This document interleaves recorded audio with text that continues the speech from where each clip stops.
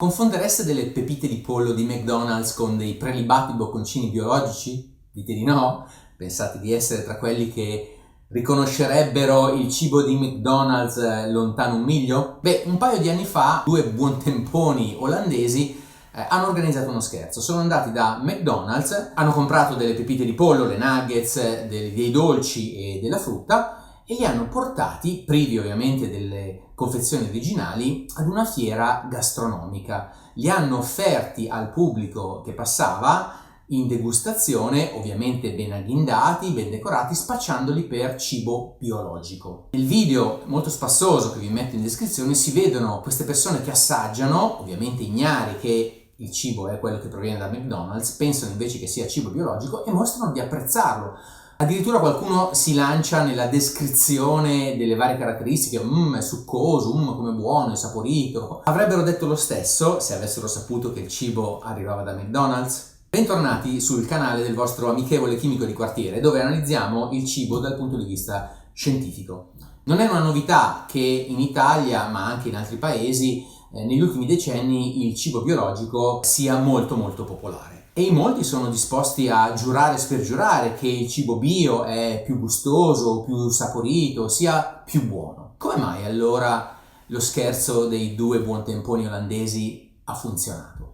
E il punto è che noi non siamo dei bravi assaggiatori, non siamo dei bravi giudici e ci facciamo influenzare più di quanto ci piaccia ammettere. Non sto dicendo che non ci sia nessuna differenza tra le pepite di pollo del McDonald's e eventuali pepite di pollo biologiche, ma solo che una eventuale differenza, per essere dimostrata, ha bisogno di test e controlli molto più stringenti di quello che siamo abituati a fare normalmente quando assaggiamo e mangiamo. Ci sopravvalutiamo come giudici e noi siamo moltissimo influenzati dalle aspettative. Ovviamente lo scherzo dei due ragazzi non ha alcun valore scientifico, tuttavia una serie di articoli pubblicati negli ultimi 10 anni mostra come un effetto del genere possa essere assolutamente plausibile. Quando acquistiamo e poi gustiamo del cibo, noi siamo influenzati non solo dalle caratteristiche intrinseche del prodotto, la sua dolcezza, il suo sapore, la sua consistenza, ma veniamo influenzati direttamente o indirettamente anche da tutta un'altra serie di informazioni che riceviamo: la provenienza, il tipo di produzione, il nome, l'etichetta, il colore, persino il prezzo. E tutto questo ovviamente il marketing e la pubblicità lo sanno benissimo. Vi sono tantissimi esperimenti pubblicati nella letteratura scientifica che cercano di indagare questo tipo di fenomeni e ve ne racconto due molto carini. Il primo riguarda dell'ananas. A cittadini britannici e olandesi è stato fatto assaggiare dell'ananas coltivato in maniera convenzionale. Tuttavia, per un terzo delle volte questo ananas era stato presentato invece come biologico e per un altro terzo come proveniente da coltivazioni eque e solidali. Il terzo rimanente ovviamente veniva presentato come ananas convenzionale. L'analisi dei risultati mostra un fenomeno molto interessante. Le persone che hanno un'aspettativa positiva rispetto al biologico, cioè che pensano che il biologico sia sinonimo di qualità e migliore sapore, davano un voto superiore all'ananas quando era presentato come biologico rispetto a quando era presentato come convenzionale, anche se l'ananas era assolutamente lo stesso. E addirittura si spingevano a dire che l'ananas era più succoso o più dolce, più zuccherino, davano dei voti superiori anche per le varie caratteristiche, mentre l'ananas, ripeto, era esattamente lo stesso. L'influenza può essere anche negativa. Nel caso del commercio equo e solidale, alcune persone pensano che i prodotti del commercio equo e solidale siano di qualità inferiore. Ed ecco quindi che quando l'ananas veniva presentato come proveniente dal circuito equo e solidale, davano dei voti più bassi rispetto a quando lo assaggiavano presentato come convenzionale. I ricercatori concludono dicendo che questi risultati possono spiegare perché i consumatori percepiscono i prodotti biologici come aventi un sapore migliore, nonostante l'assenza di prove scientifiche non ambigue che effettivamente siano più buoni. Questo studio non era volto a trovare eventuali differenze tra cibo biologico e cibo convenzionale. Ci sono tantissimi studi di questo tipo in letteratura, magari se vi interessa un'altra volta ve ne parlo, ma non era questo lo scopo di questo studio. Lo scopo di questo studio era studiare come le aspettative che le persone hanno rispetto al cibo che stanno assaggiando modifica il loro giudizio. A prima vista uno potrebbe pensare che insomma, questo sia solamente un trucco e che serviva solo per fuorviare le persone che non avevano un termine di paragone. Loro stavano assaggiando un ananas solo, un pezzo di ananas, e non avevano due ananas diversi da assaggiare e confrontare. In realtà le cose sono ancora più complesse. Negli ultimi anni molti studiosi di discipline diverse, che va dall'economia sperimentale alle neuroscienze, hanno iniziato a indagare il rapporto che c'è tra il vino e i suoi acquirenti, cioè ci si chiede che cosa influenza la scelta di acquisto di un vino e che cosa poi influenza l'apprezzamento del vino che abbiamo acquistato. Uno dice, vabbè, ovvio, no, il vino buono piace di più. Beh, le cose non sono così semplici. Il campo è ancora agli inizi, tuttavia ormai il numero di esperimenti che indaga questo tipo di aspetto è abbastanza consistente, per cui vale la pena di parlarne. Viene scelto il vino perché è molto difficile, forse è impossibile, definire in modo oggettivo, con qualche formula, con qualche algoritmo, la qualità di un vino. Certo, probabilmente è facile distinguere un vino schifoso, la classica sciacquatura di piatti, da un vino buonissimo. Io adoro per esempio l'Amarone, ma se escludiamo questi casi estremi, le cose non sono così semplici. Anche la semplice descrizione delle caratteristiche di un vino è tutt'altro che semplice. Avete presente gli assaggiatori esperti che descrivono un vino? Dicono, sto sentendo aromi di lampone, di frutti rossi, di cuoio, di camomilla, non lo so, biancospino e altro. C'è un esperimento molto famoso che è stato ripetuto più e più volte che mostra come le cose siano molto più complicate di così. Potete farlo anche voi se volete.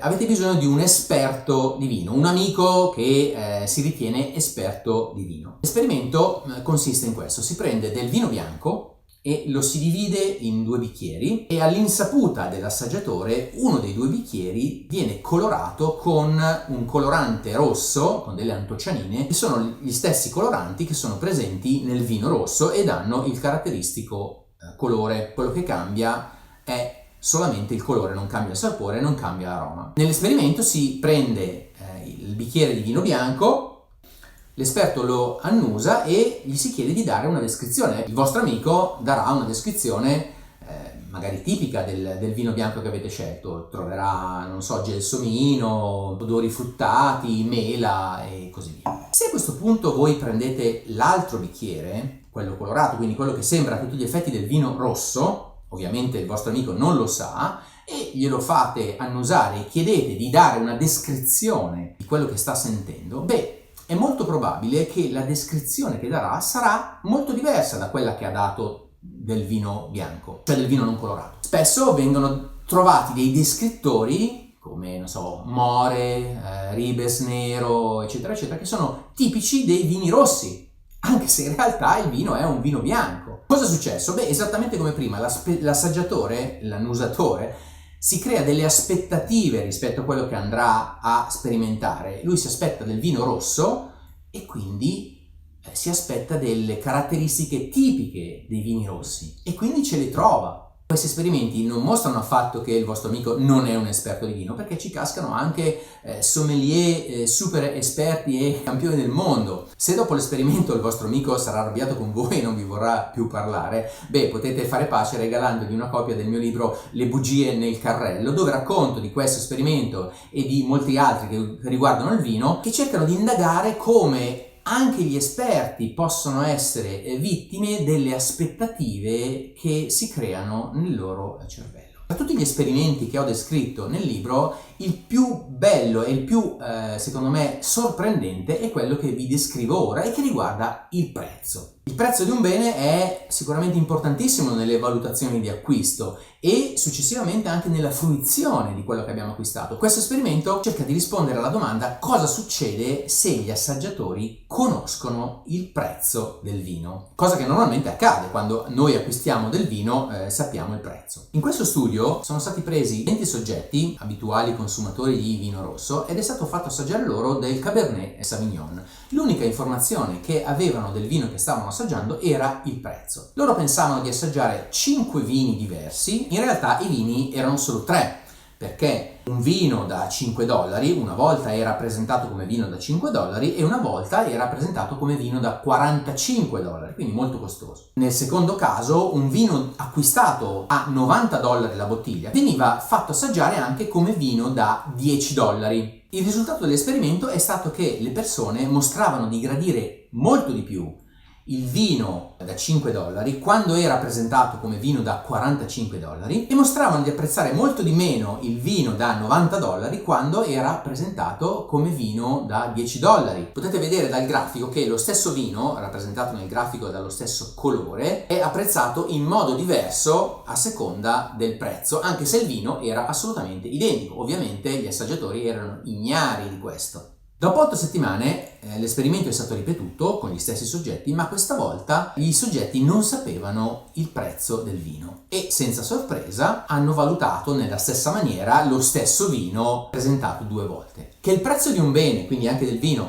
possa influenzare le aspettative delle persone era una cosa già dimostrata da tantissimi esperimenti. Quello che rende questo esperimento diverso da tutti gli altri proposti in precedenza è che l'assaggio è stato fatto monitorando il loro cervello all'interno di una macchina a risonanza magnetica funzionale, un po' come le macchine che possiamo vedere in un ospedale e che vanno a vedere cosa succede nelle varie aree del nostro cervello sottoposte a certi tipi di stimoli o a certi farmaci e così via. Il cervello ha molte zone specializzate e una zona è preposta all'interpretazione degli stimoli che arrivano da quello che noi mangiamo rispetto alle caratteristiche del cibo, se un cibo è più o meno acido, se è dolce, diciamo stimoli primari. La cosa molto interessante di questo esperimento è che ha mostrato che quelle zone del cervello preposte all'interpretazione degli stimoli primari, quindi appunto la dolcezza del vino, l'acidità e così via,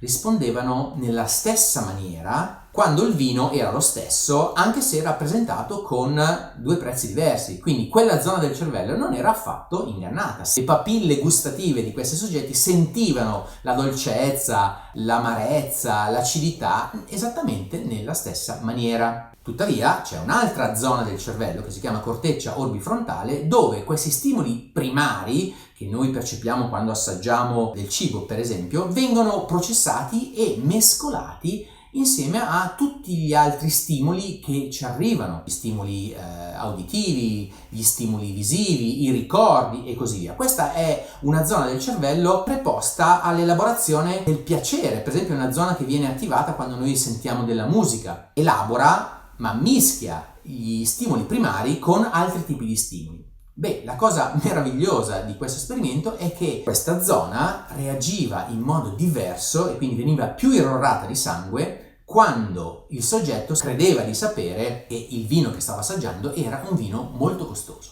Se invece l'informazione che era stata data al soggetto era che il vino era di $5-10, quindi poco costoso, beh, allora la zona era irrorata meno di sangue. Quindi a queste persone stava davvero piacendo di più il vino più costoso, anche se le caratteristiche che facevano piacere il vino non erano l'aroma, il sapore, eccetera, eccetera, ma era un'informazione esterna, cioè il prezzo. Da un certo punto di vista non stupisce il risultato di questo esperimento. Noi siamo abituati a pensare che qualche cosa di qualità debba avere anche un prezzo superiore. Tuttavia questa equazione può venire anche utilizzata e viene normalmente utilizzata dalla pubblicità e dal marketing anche in senso opposto. E quindi tendiamo a pensare che se qualche cosa è costosa, allora deve essere di qualità superiore, anche se questo non è assolutamente dimostrato. È un'assunzione di fede. La stessa cosa è successa con il biologico dell'esperimento di prima. Alcune persone sono abituate a pensare che biologico voglia dire maggior qualità, miglior sapore, eccetera, eccetera, e quindi se sono convinte di assaggiare qualche cosa che secondo loro deve avere quelle caratteristiche, beh, quelle caratteristiche ce le troverà. Capite allora adesso perché